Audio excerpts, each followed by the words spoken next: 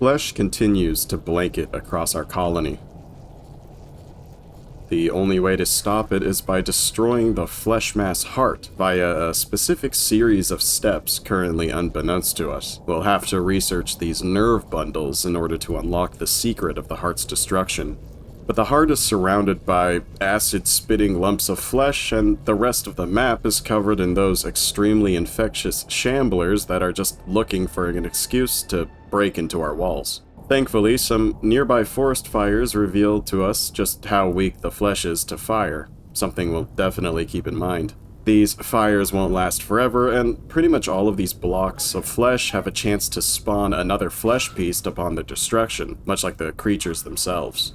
Given the surrounding shamblers and encroaching flesh, our colonists will simply stand tall and remain defiant. This bunker is ours. And that defiance certainly aggravates the heart.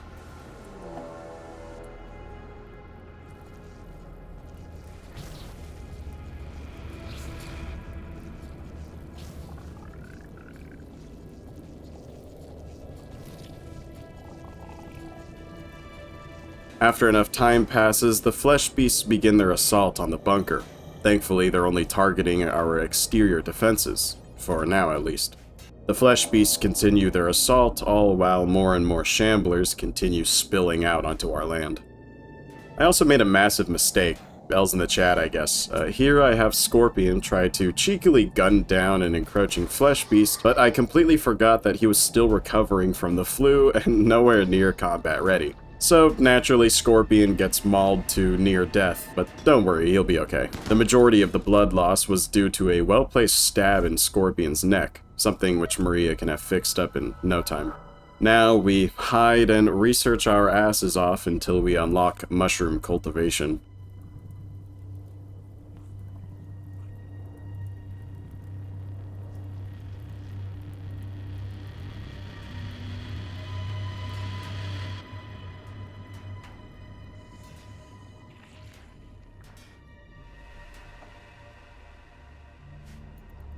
Finally, a day later, we unlock mushroom cultivation, which might just be the most important thing we've researched yet, given our circumstances. Our next research project will bounce between basic furniture and simple meals, which should bring our research era closer to tribal. Now we can begin cultivating a proper nutrifungus mushroom farm. We'll also take extra steps to ensure no light can possibly hit and therefore destroy the mushrooms. Not that we have any lights to begin with. We could turn on our generators, but they only have about 2 days worth of fuel, so we will continue in darkness. Sure enough, in time, the flesh beasts turn their attention towards the doors to our bunker, and while Maria faces off the tough spike banging on one of our doors, Scorpion brings Boa underground, our horse.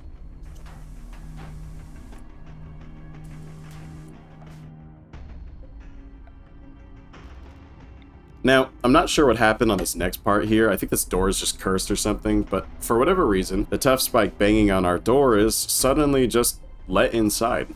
The door isn't destroyed, and I don't think I misclicked Maria into stepping outside, but regardless, the door just opens. So Maria gets slightly beat up while she retreats to the underground, with the intent of jumping it on her terms.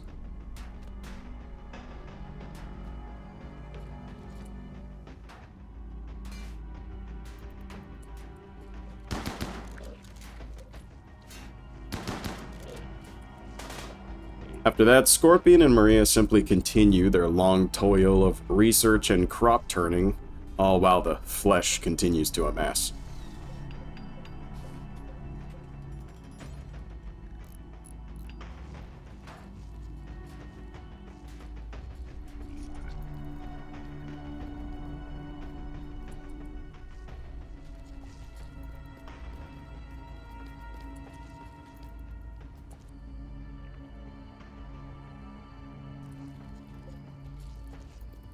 Our walls are thankfully strong enough to withstand the flesh. Our doors, however, are not so tough, and the flesh begins to cut into our territory. Remember, we have to be careful as any one of these walls might, upon their destruction, spawn another flesh beast. One thing I noticed is, despite the flesh collapsing our doors, the 25 steel it costs to make said door is completely refunded upon the door's destruction. so that should make the process of repelling the flesh a lot more manageable.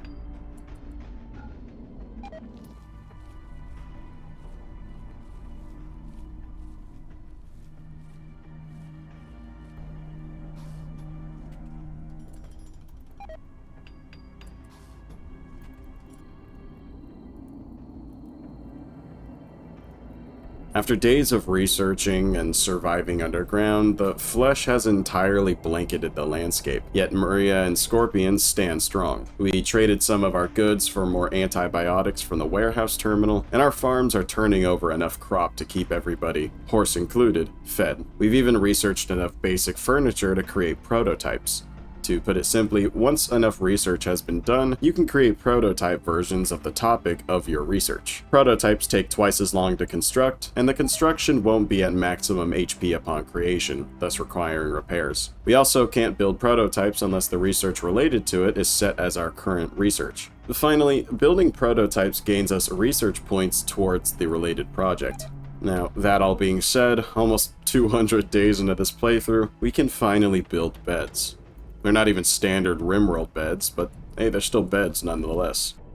I was almost ready to say that, despite the flesh, we can still make the most out of the situation, but the flesh has more tricks up its sleeve.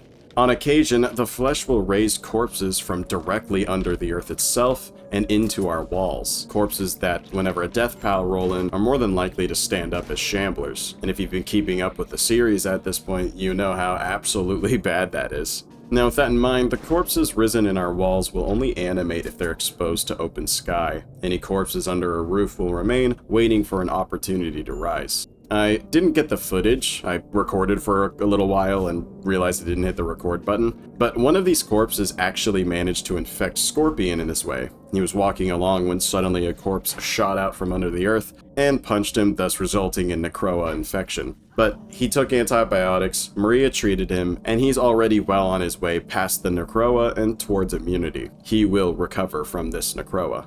Now, this next event, I'm not so sure we'll recover from.